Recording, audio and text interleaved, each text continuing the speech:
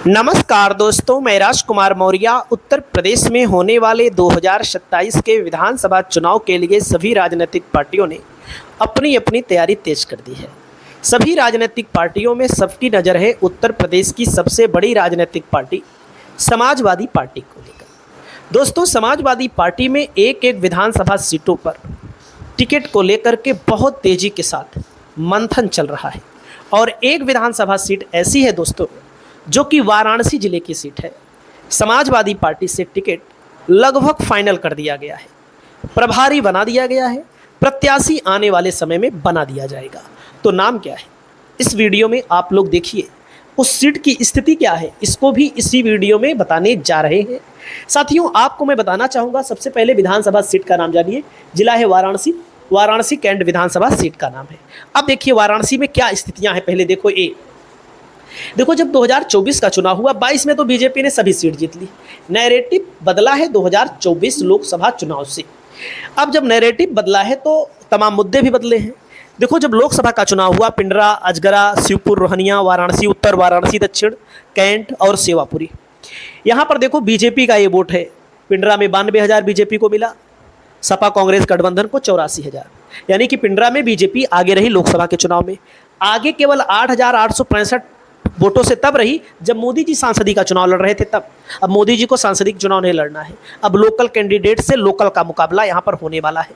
दोस्तों यही हाल हर जगह है। देखो अजगरा में 97,000 वोट भाजपा को मिला, 97,000 वोट सपा को मिला, सपा 227 वोटों से आगे रही। दोस्तों शिवपुर में यही हाल हुआ, जहाँ पर बीजेपी ने 30-35,000 वोटों से चुनाव जीता था 2022 का, वहीं पर बीजेपी का मार्जिन घट करके 14,000 पर हो गया। रोहनिया में 26,000 का मार्जिन हो गया दोस्तों बीजेपी का, उत्तर में 29,000 का मार्जिन रहा बीजेपी का, दक्षिण में 16,000 का रहा, कैंट में 58,277 का रहा, सेवापुरी में 22,139 का रहा। देख लो आपके सामने आंकड़ा है, आंकड़े बोलते हैं। मेरा मानना है जिन लोगों ने लोकसभा में मोदी को वोट नहीं दिया वे लोग नहीं देंगे, बल्कि जिन लोगों ने दिया उनमें से भी बहुत सारे लोग वोट नहीं देंगे, क्योंकि अब मोदी का चुनाव नहीं है, अब ये लोकल विधायकी का चुनाव है। विधायकों के खिलाफ एंटी इनकम्बेंसी है, इसीलिए बीजेपी कह रही है कि भैया पैसा ले लो। कितना? 50,000 वाली स्कीम, हालांकि अभी औपचारिक तौर पर घोषणा नहीं हुई है, हो सकता है कुछ दिनों में आ जाए। अब यहाँ देखिए महिला प्रत्याशी है दोस्तों, रीबू श्रीवास्तव को कैंट से प्रभारी बना दिया गया है। जब कैंट से प्रभारी बना दिया गया है तो रीबू श्रीवास्तव क्या यहाँ पर चुनाव जीत सकती है?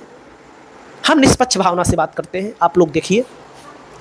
दोस्तों जब यहाँ पर यूपी के सबसे बड़े सर्वे में देखा गया, दैनिक भास्कर ने सर्वे किया, क्या आपके विधायक को टिकट मिलना चाहिए? 67% लोग कह रहे हैं नहीं मिलना चाहिए। आधे से ज़्यादा लोग तो कह रहे हैं इनको टिकट ही नहीं मिलना चाहिए। क्यों नहीं मिलना चाहिए?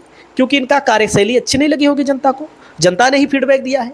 और यहाँ पर सपा से भी रीबू श्रीवास्तव का नाम सबसे पहले पसंदीदा तौर पर देखा गया।